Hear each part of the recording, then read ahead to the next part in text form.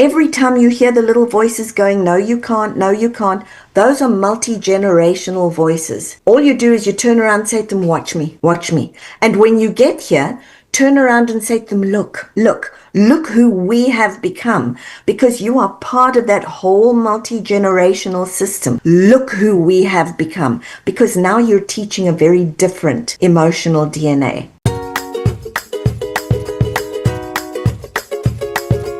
All right, friends, we are back with part 2 of my conversation with Judy Wilkins-Smith. She is the author of a new book called The Hidden Power in Your DNA: How to Use Genealogy to Explore Ancestral Patterns and Transform Your Life.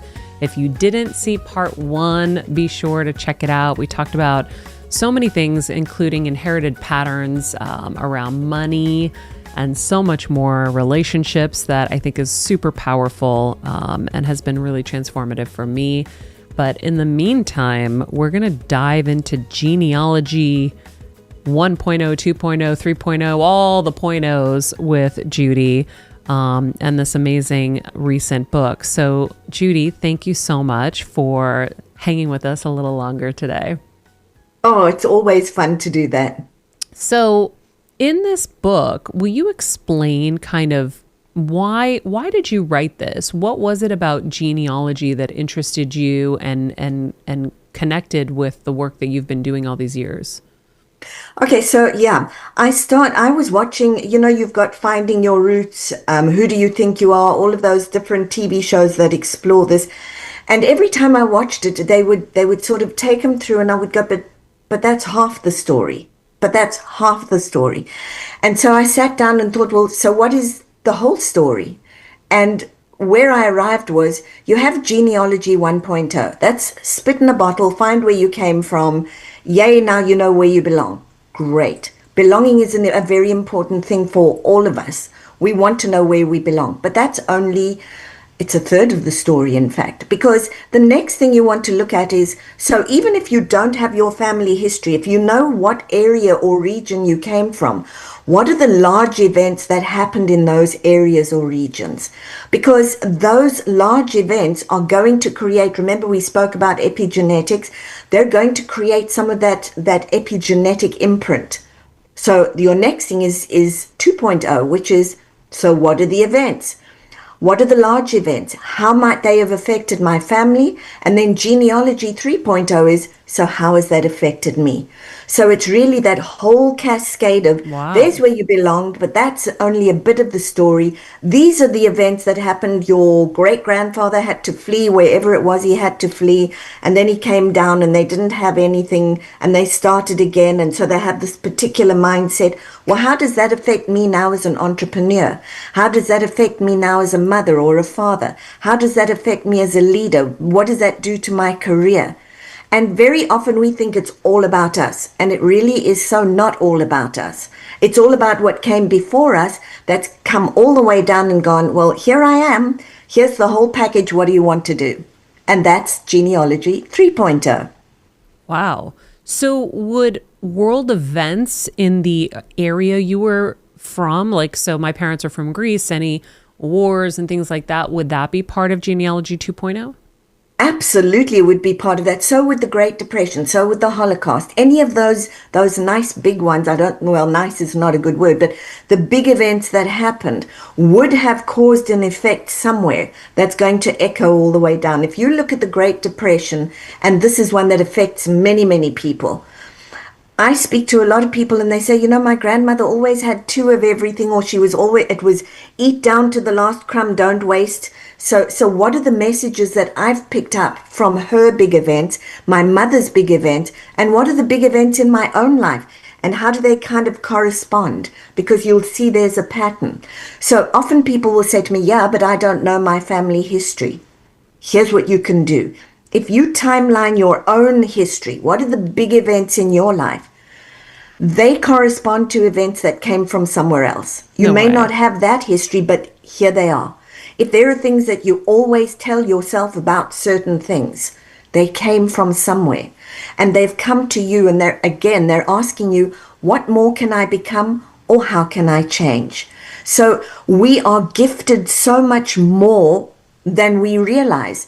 Our subconscious is gifted so much more. But often the subconscious runs the show, and the poor conscious is hanging out there going, I'm not getting anything right here. And what we've got to do is give the conscious the ability to say, here's what I want to teach the subconscious, so we start changing some of those patterns. And yeah, 1.0 tells you where you belong. 2.0, all of the big events that, oh my goodness, came all the way down to you, and here you are. Wow. Okay. So what are some of the things that people are telling themselves? Like, at first, I don't know why this popped into my head, but hoarders. So someone like I call myself like a micro hoarder. I don't like to throw things away. I do, but I don't like it. It like I hold on to things for a while before I get rid of them. And that I know comes from not having anything and having to use hand-me-downs from cousins because we didn't have the money to buy things sometimes. And so, you know, I'm always like, oh, but if I lose weight, I'll fit into those pants, and then I'll be sad I got rid of them because then I'll have to buy new ones and waste money. Waste. Yep. So See? waste is your hoarder piece, right? Yeah. And so who couldn't waste? Those are the questions to ask. Who did waste and it went very badly? Who couldn't waste because they didn't have? Is that still mine? Or am I holding on to that for someone? Because for as long as I'm holding on to that, I may be identified with somebody else, which means that a large percentage of the time, I am not living my own life. I'm relitigating history over here, and I don't even know what a future could look like if it was just mine. So it's, what do I need to put back? What am I trying very hard to pick up? And what is it going to look like when I do? Wow. You're living a life that's not even yours. So true. Yep. So you talked about having a pattern that's come that needs to be transformed, or a pattern that you need to pattern that you need to keep, or a pattern you need to get rid of? So sometimes, you've got patterns that want to stop and patterns that are trying to start. And the two of them are usually in service of each other. They're sitting there kind of hanging out. The one that's trying to stop gets louder and louder and more annoying because it wants you to, for heaven's sake, do something. And this one's going, if you would just look at me. I'm this gorgeous pair of pants over here, but you keep hanging out in these pants because you don't want to waste them. Can we just put that down for a bit so you can see me? Yeah. And so when you look at those two patterns, you've got to have a goal that is bigger than your current one. Otherwise, you won't move.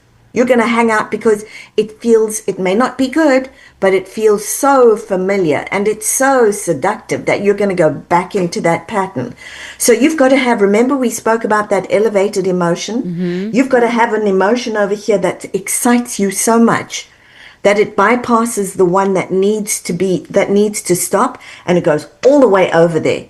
So for me, coming over here, we came over with just about nothing as well. But I love, for anybody who knows me, they know I love Disney. I have Disney everywhere, have since I was a teeny kid. And I wanted timeshare because then I could be one of those people that I'd watched walking out of the resorts, looking happy and feeling great. And so I started an envelope, and it was my Disney timeshare envelope. And every little bit extra had me excited because I would picture what it was like to walk out from that. So you could see I had the feeling going. It was bigger than sitting over here going, I've got nothing. And everything went into that. And then I think it was about 4 years down the line, my brother said, we want to come visit. And I went to the envelope and I opened it, and I had just enough for the down payment on the timeshare for the one I wanted. And I wound up being the one that walked out of Disney with a big smile on my face. And what you're doing to yourself is you're teaching yourself not to just break old patterns and old emotional DNA. You're teaching yourself to win all the time. And it's a deep soul win. I was so happy to come out of that timeshare. I think I just about tore my face in two. It was the most amazing feeling. I did something. We got it right. And it builds that winner effect. It teaches you that you're so much more capable than you think you are. And I think that's always my piece for people is you're so much more capable. Please come find out how capable you are, because you're really good at doing things. Look at you. You came from, I don't know if we've got enough, to here I am doing this. Would you have imagined that as a kid? Probably not. But as you got there and it got more exciting, it got way more exciting to hang out where you are now than to go sit there and go, well, I think I'll sit in this other pair of pants and that's going to be it. Yeah. Well, I think what I had was what you said before, a pattern that wants to stop and a pattern that wants to emerge. Because I was like, oh no, I don't want this. I want that. Bingo. And please, people, invest in that. When you've got a pattern that's trying to emerge, sit down and write everything you can think of about the way you think, the way you feel, and the way you would act. And write it down and then start to feel that. Have a look at first at the one where you are. I'm stuck. This doesn't feel good. Write down thoughts, feelings, actions. And then ask yourself, are those mine? Did they begin with me? Did they begin somewhere else? Is this pattern trying to stop? Because I'm itching to go do that thing over there, and then really invest in that. And don't psych yourself out. Every time you hear the little voices going, no, you can't, no, you can't, those are multi-generational voices. All you do is you turn around and say to them, watch me. Watch me. And when you get here, turn around and say to them, look who we have become, because you are part of that whole multi-generational system.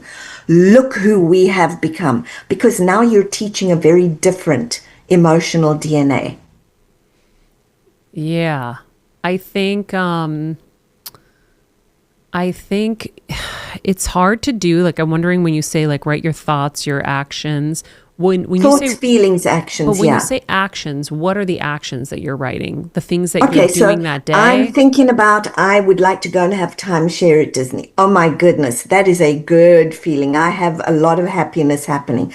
I'm going to be able to tell myself I did this. Not everybody gets to go to Disney. I get to go to Disney. What actions am I taking? I can see myself walking out of that timeshare. I can see it and I can feel it. This is me walking out of that timeshare with my lanyard over my neck. I am heading off to Epcot. Here I go.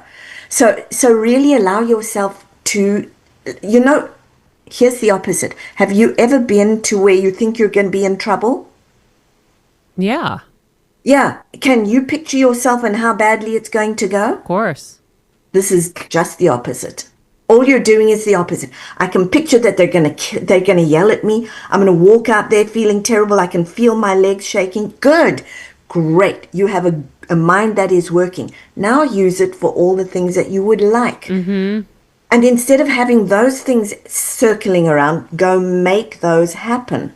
Because you're giving yourself the blueprint for how you want to feel, how you want to think, and what you're going to do. Mm-hmm. I know for me, I get straight to Disney. I go to the resort that is our home resort. I walk in there and I walk straight over to the concierge desk or whatever it is, and I go, I'm here.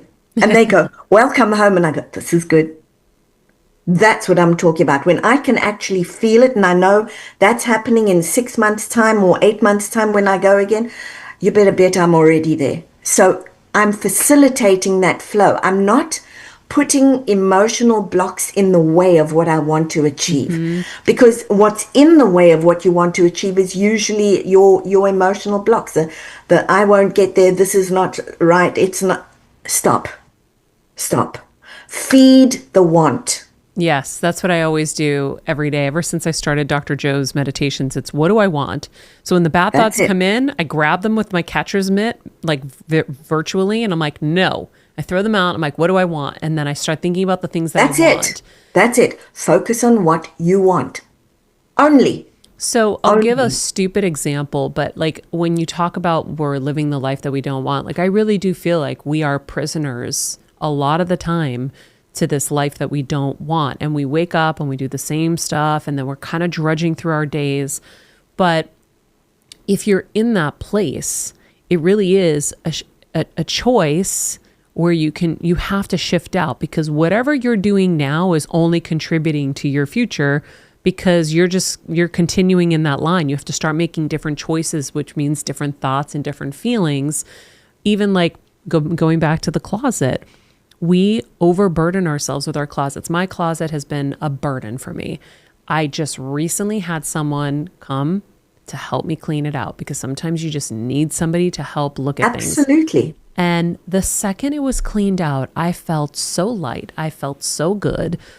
And I bought some things and I realized I'm holding on to all this stuff that is not bringing me any joy. I'm not wearing them. I'm not using them.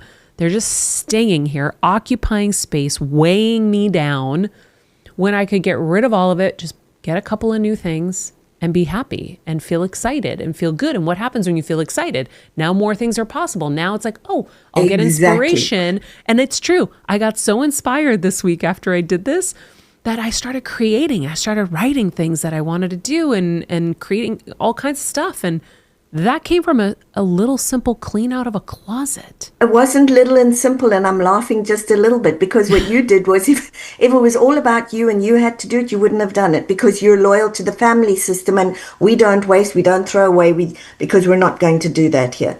So what you did was you hired a buddy to bypass the family system and come in and go, okay, we're taking this all out. You would, oh, I didn't disappoint the family system. We're all good. I'm still a good child. See, look at me. You took all the burden off yourself, shoved it, parked it over there, and then you could do something. So that is a very helpful thing. If you're stuck and you can't move, and you can get down to your bottom line, which is, I can't throw this away because I can't waste.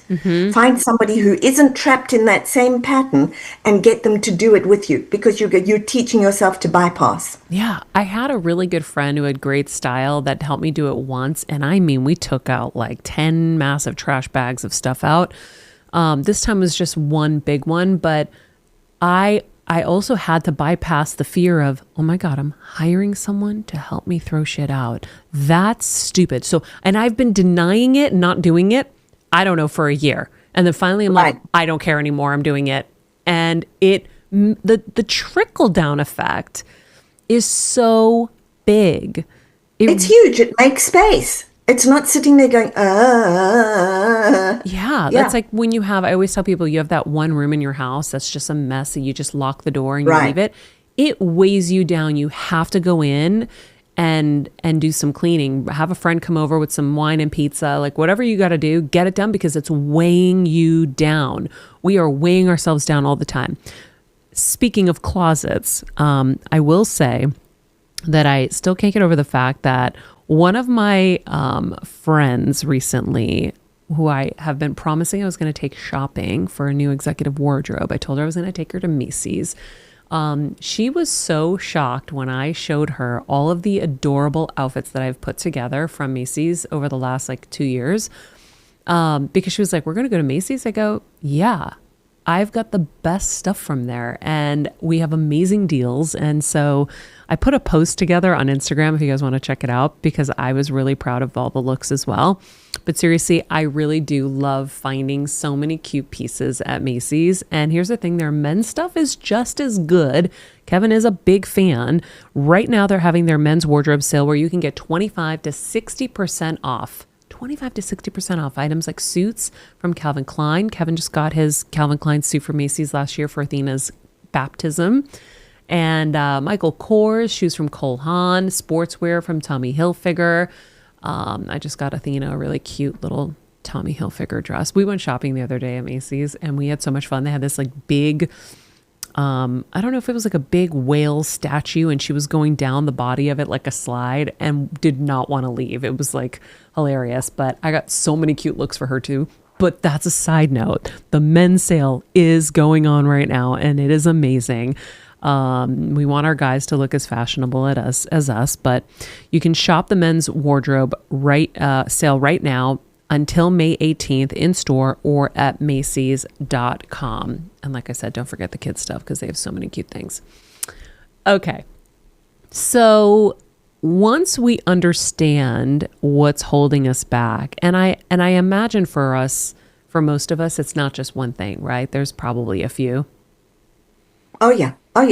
Well, look at any aspect of your life and say, am I exactly where I wanted to be or want to be? If not, what's going on? And then also listen to your gut, because if you've got a head, heart, gut alignment, you're good. But often the gut's going to go, and then you know, hey, wait, I may be buddying into another emotional DNA piece here or another family pattern. Is there a cue you can take Like, is it a hint when you are replaying the same stuff your parents have shown you? I have a lot of people who say, I open my mouth and out comes my mother. I love that. That's one of my favorites. It's really when you find yourself getting uptight, when you find yourself feeling stuck, and the good stuff, because it's not just the bad stuff. We inherit really good things. But when something is very present for you, ask yourself, is this mine? Am I the originator of this, or does this come from another generation? And how do you answer that though? Well, look at yourself and go, when I laugh every time X happens, who else used to laugh like that? You will actually hear it as well out of the mouths of your relatives. Oh my goodness, you're just like your aunt so-and-so, or you're just like your... When people say that to you, say to them, wait, how? How? How am I like them? Is it my smile? Is it my fear? What is it about me that is similar? Because you are then buddying into their fear, their anger, their sadness, maybe their talent, but it began over there, perhaps not with you. Okay. However, the future begins with you, and that's very important, because knowing where it came from is one half of the equation. Knowing what you're supposed to do is the bigger half. Well, let's put it at 1/3 and 2/3, because that makes it sound better. The first third of the equation is all of your multi-generational pieces, but the 2/3 is what you're going to do with it. Are you going to repeat the pattern, or are you going to change the pattern? Or you're going to do something completely different. And by the way, in whichever case it is, you always have your parents to thank for it. Whether it's you grew up differently or you grew up the same, you have your parents to thank for it. So when people say, my mother was terrible, good. You have your parents to thank for the fact that you're so nice. Ooh, Don't forget. I love that. How do you parent your kids? Like, how do I work on, you kind of gave a little example of this with the money. I'm safe with money. We have some to spend and we have some to save. But when you're parenting your kids, knowing your emotional patterns that you're now working on, say like, we're not there yet, but we're working on them. How do we make sure to handle that properly with them? So one of the things, there are a couple of things. First of all, please be the parent, not the co-kid or the friend. Friends come a little bit after that. You're going to be your kid's friend if you're your kid's parent. Because when you're the parent, they know that they're the kid, and they know where they belong, and they know where you belong. The next thing is watch what comes out of their mouths and watch what comes off of their bodies. If they're nervous about, where did that start? Is it you or is it your child? When the dog bites them or the dog comes near them and they go, were you like that? Were you not? And how do you want to change that? You could say to me, you know what, when I was little, I was scared too. Here's what I learned, and give them a coping mechanism. That means they don't have to stay scared. When they're very angry, don't say to them, oh my goodness, you're just like your father. He's always angry. Don't do that. Notice your father was angry, you're angry. Where does that pattern come from? And how do we want to change that? How does when dad gets angry, where did that come from for him? And how can the two of you say, you know what, let's do this differently?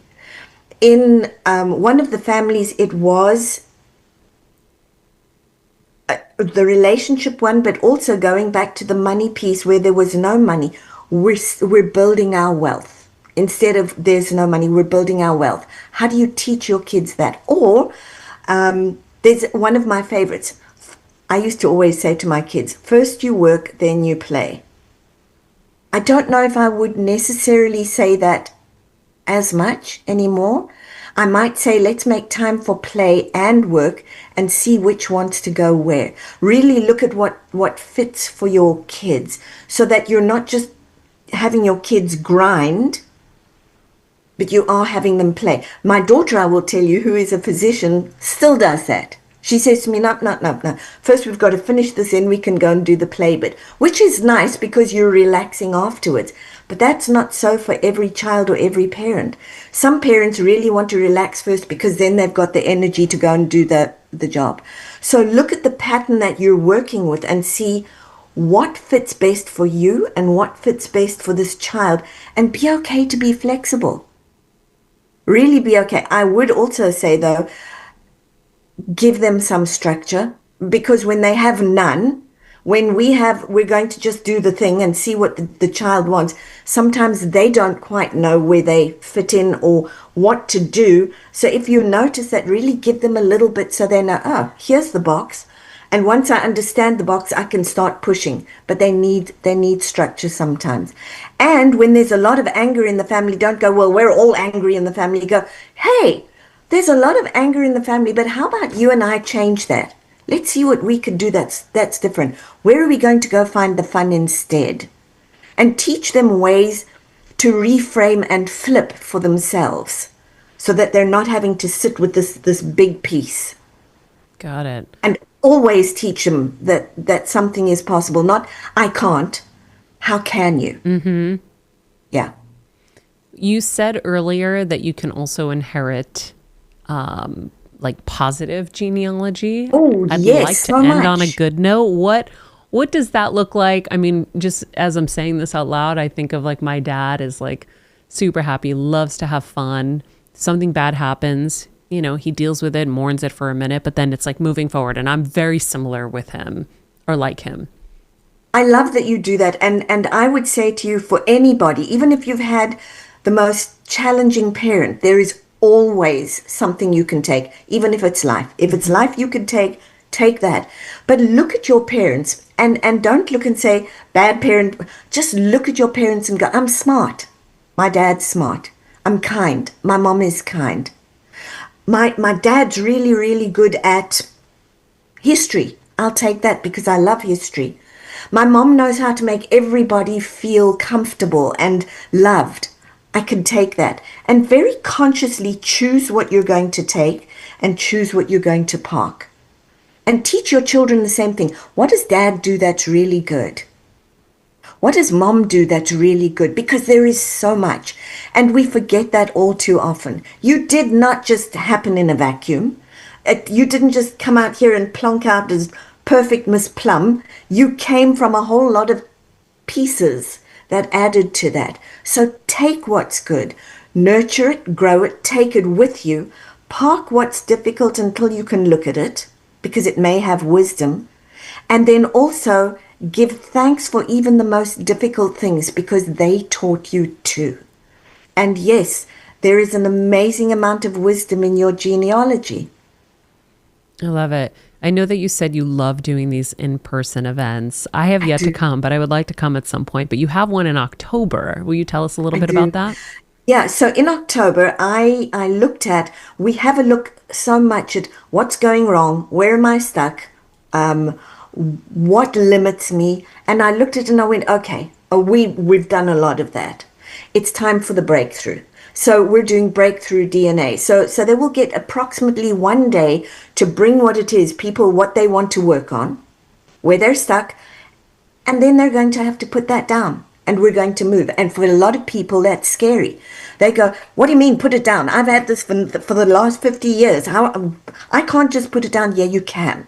And we're going to show you how you put down and how you pick up, and how you do that in a way that both dignifies where you came from and amplifies where you're going to.